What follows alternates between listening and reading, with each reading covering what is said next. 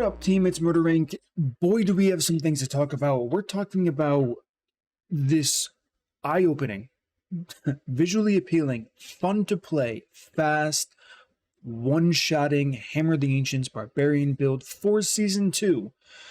This is going to be the last build a lot of people play because it's so fun, and it's fun for a long time. A lot of builds get boring eventually. This one probably, but the life of how fun this is the longest out of anything I've seen from my personal preference after playing every single build in the game, for Barbarians, of course. So before I start talking about everything with this build, let me just show you some Duriel clips here, just so we can get the numbers out of the way. So here we are, first hit, 109 mil, check, followed by, hold on, was that too quick for you? Let's go back really quick. 109, 167, back to back, by the way. So that's what this build can do. There's a few more clips here, and you will see, of course, the thumbnail 195 million crit. That was, of course, me messing up the opener, and I didn't one-shot it. I guess one important thing to talk about for the build, even though I haven't talked about anything, is we're taking Metamorphosis, which evades, which synergizes with Tibalt's legging. Unique that I'm using here because it gives you Fury. So if you actually look at what I'm doing, before the fight even starts, right? So I'm running around and I'm just permanently using my evade key, getting Fury, and I also have Numbing Wrath, so it's giving me full Fortify. So my Fortify does not drop when I am waiting for bosses. This is what you do, right? This is like the really good, not like hack, but kind of like Fortify hack, right? That's kind of a good way to look at it. All right, so here we are. We go and hit the boss, 136 million. It's whatever. Next one, 122 million. This is where the boss gets away, unfortunately. And we have some back and forth with me. I'm pretty sure I don't overpower, or I overpower on the lunging strike, which you hate to see, but it is what it is. 1 million normal hits, nothing crazy. That's a 2 million hit. And this is where I get knocked back into, wait for it, there it is, 195, 660,000, and 112 Hammer the Ancients hit. There you have it. So that is the power of this build, and of course I'll show you a Nightmare Dungeon because it really is a jack of all trades. So now that we got that out of the way, and you can see the true power of this build, I will have a planner. It's in the pinned comment below the video you're currently watching here. So if you want to just skip to that, close out the video, go ahead and do that. There aren't too many things to talk about that you cannot find from the guide. The main thing is going to be for bosses, drop Unconstrained and take Unbridled Fury. It's the first thing I'm going to talk about because people are going to ask me, why aren't you taking Unbridled Fury all of the time? And I mean, it's a pretty obvious answer. Initially, it's because it costs too much and I want to spam it with Unconstrained, and it's not that big of a difference. I think so the 195 million is with Unbridled. It's like 171 million with Unconstrained. So to each his own. There's no reason not to take Unbridled Rage because it's probably going to be a one-shot or two-shot at most. But for dungeons, I've tested both out, and I can honestly say, and I think based on the feedback I've gotten on my guide so far, you're going to want to not have Unbridled Fury just because it feels better. And the feel is important because you don't need that much damage. And yes, it's going to take you longer to proc the Necklace Banished Lord's Talisman here because it requires, of course, spending 300 Fury. And if you double the amount of Fury, common sense, right? The only thing I want to challenge is you're actually spending Fury quicker because you're leaping. And by the way, this is a Leap Quake build. You need Giant Strides for this to work. This is where you get a lot of your Fury from, paired with the, of course, Evade Abuse with T-Bolts and Metamorph that gives you Unstoppable, gaining you the 50 Fury every time you use the evade key. So you're spamming quickly, you're using evade, and honestly there's no reason to even threaten yourself with being low on Fury because this is not a triple shout. Technically it is a triple shout build, but not the typical triple shout build. Using Wrath of the Berserker as a strong damage dealing cooldown here despite it being a shout. We're not using Flicker Step, we don't really care how often this comes off of cooldown, because you have unstoppable every time you evade, so you don't need to have this off cooldown. The damage is nice for sure, but again, you're not going to struggle with damage at all with this build. We are using 3 uniques. I mentioned the necklace, the pants, and the helmet. These, I'm gonna say they're required because this is an endgame build, right?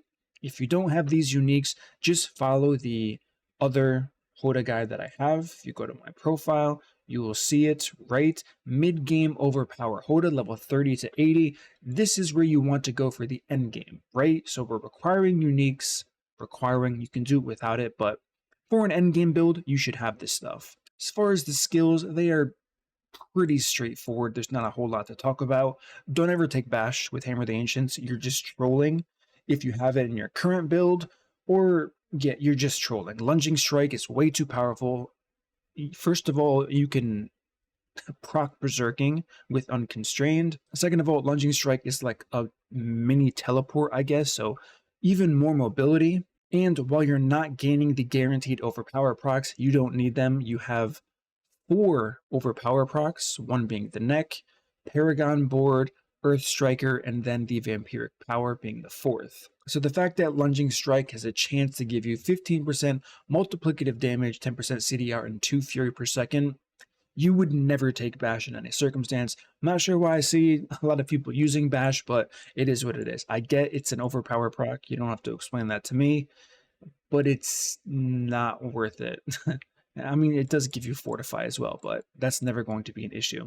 So we have Leap here, Aggressive Resistance. We're going to have very high Berserking uptime, which I believe the total, I mean, right now I only have 2 out of 3, but in game, if we look at that, I believe it's 6 out of 3 because we have our handy dandy Jorit's the Mighty Helmet here, which gives us +4 ranks depending how they roll, 3 or 4, to aggressive resistance. So that's a lot of damage reduction. That's pretty much up all of the time here. So now that we talked about that, it's important to show you Nightmare Dungeon footage, because most of the Deathblow builds are very slow in Nightmare Dungeons. This build is not slow at all, which we're going to see right here.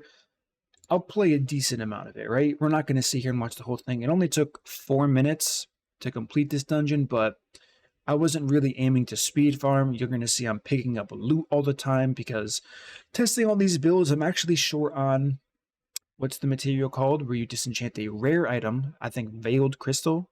I'm like short on that for some reason. I don't know what it is with this season.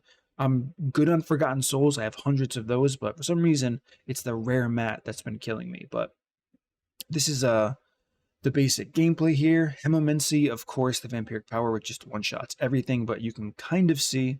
Yeah, I'm going back for that helmet. I was like, wait a minute, did I just run by that? No shot. So if I was really going for like a speed clear, granted it's a 96, right? This isn't a Nightmare 100, but still. First of all, the amount of... They need to do something to make it so I can get 100 key whenever I want. Wasting my dust and not seeing 100 pop up is a little bit weird. I'm going to be honest with you, it's a little bit weird. And I don't like it at all because it makes these videos harder. But 96, honestly, it's close enough. If you can survive a 96, you can survive 100. 4 levels of a jump after you see the performance of this build, just the numbers are insane. And then again, this is not with unbridled Fury, this is with unconstrained, so you can see our Fury's very high pretty much all the time here. And yeah, this is the basic gameplay loop. Let's go ahead, try to find some spicy parts. Always good to find this. No overpower proc yet. There it is. Okay, the double overpower proc, just deleting the entire map here. Very nice. Doing my best to dodge. Overpowered, again, just critting everything, and that's what you can expect from this build. Yes, it is that good. It is, like I said, it's very fun. There was AoE 56, 57 million. I mean, find a more fun build and I'll play it, right? So ideally, and I mentioned this before, this is something I'd wanted to play for an extended period of time. So once I'm done with all of the builds, which should be soon, I think I have 3 or 4 more. Leave a comment below if I haven't covered a build you want me to make, and I'll consider it. I tried Thorns before anyone says anything, and I failed pretty miserably. I'll probably make a video talking about Thorns, what I was trying to do with it. This doesn't mean it's a bad build.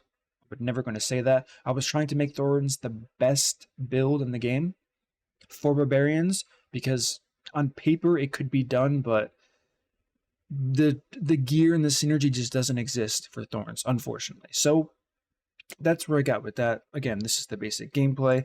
The only other thing to really show is the boss here, which unfortunately I didn't one shot rather. Yeah, 10 million. Unlucky. So this one took a while. Unstoppable buff, 56 million. So you're pretty much rolling the dice when you get to the boss. If you get the big crit damage on your overpower, it's an instant one shot. If not, it's going to take like 5 seconds. So you don't have to swap to Unbridled 4 to get the numbers you're about to see here. 100 mil, 167 mil. I don't think it's worth it to spend the gold. I mean, unless you have a ton of gold, you could swap it for every boss, meaning Unconstrained to Unbridled Fury, but you don't need to. It's just such a good build. So the last thing I want to talk about is going to be managing overpower for this build, because again, I mentioned this in, I think, my upheaval video. I noticed some players are having a hard time with managing overpower, specifically on Earth Striker, right? Every 8 weapon swaps, your next skill will overpower, and it feels bad if it's on a skill like Lunging Strike, which can proc this, as well as Leap. The good news is we now have a guaranteed proc that happens quite often, because with our attack speed and all of that, Hammer the Ancients, I mean, you saw from the Nightmare Dungeon, we're hitting it all the time. So if you want to forget about Earth Strikers, you actually can. Would I take it off of the weapon? I consider this before uploading. Is this worth it on a two-handed weapon if you're going to ignore the 8 weapon swaps? That is a good question. You don't need more attack speed. You attack crazy fast already, even without the like go-to vampiric power that a lot of people take, which I can't go to that right now. But if you would like to, Ancestral Force, making this a 30x multiplier, may be better than Edge Masters, even though it's a 40x multiplier. I don't know, it's really up to you. I would play around with it if you, and again, this is only for people who are going to completely ignore the 8 times weapon swap here, but if you want to do the 8 times weapon swap, it's very simple. Open with Leap, Hammer the Ancients second, and then it's 1 Lunging Strike, 1 Hammer the Ancients, no matter how you do it. If you want to spam Hammer the Ancients first, and then go 1, 1, 1, 1, you're fine. Never use Lunging Strike into Leap, or Leap into Lunging Strike, and it will always overpower on Hammer the Ancients. That's the #1 advice I could give you, so you don't have to really think about it. Just know that you can't have anything without having Hammer the Ancients second for the proc. Outside of that, the only other thing worth mentioning is how do we get benefit from all the uniques we're using. The neck is self-explanatory. The helmet, overlapping Berserk. We have Berserk from Leap. When we do Leap, we're going to trigger Berserk. We have it from Warcry, and we also have it from Wrath Berserker when we use Lunging Strike. So as you can see here, for the next 10 seconds, dealing direct damage with basic skills grants Berserking for 5 seconds. Very strong if you just use Lunging Strike over and over again, of course, to get full advantage of the Joritz the Mighty. As far as Unstoppable, already mentioned that as well with Metamorphosis. Every time you evade, you're unstoppable for 4 seconds. I don't know the exact cooldown of the evade key, because I personally have the ones that just make you move fast. Ideally, you want boots with max charges on it as the main role on the top, but if you get one of the other ones, it's going to be just fine. So that's going to be this Hammer the Ancients build. This is the last time I'm going to touch Hammer the Ancients, because I don't think it can get better than this. Like I said, if you really sit down and your plan is to get through as fast as possible, you will be doing Nightmare 100s in 3 minutes or less. I don't think any other build besides Whirlwind can do it that fast. In Whirlwind, we all know that's OP, but it takes crazy gear. That's probably the next build I'm going to attempt to kind of crack and just see how many uniques you need to make Whirlwind do enough damage while stacking one-shot overpower damage for Deathblow. That's going to be the main test for that, to see how close it can become. As of right now, this would be the best build for Barbarians as far as speed, one-shotting bosses, surviving any content in the game. This is that build until I test the final gear with the Whirlwind Deathblow build and guide that I already released. So that's going to conclude it for this. This is using the God Paragon board. I briefly mentioned that, but you'll be able to figure out quite quickly it is the same from the other video. And of course, this same Paragon board will work with any build that uses overpower. The only exception may be Whirlwind, because things like attack speed do not scale with Whirlwind, but any build besides Whirlwind that uses overpower, this is the God Paragon board. Alright guys, that's going to conclude this video. Smash that like button, subscribe with the notification bell so you're notified when I drop my next guide, and I will see you there.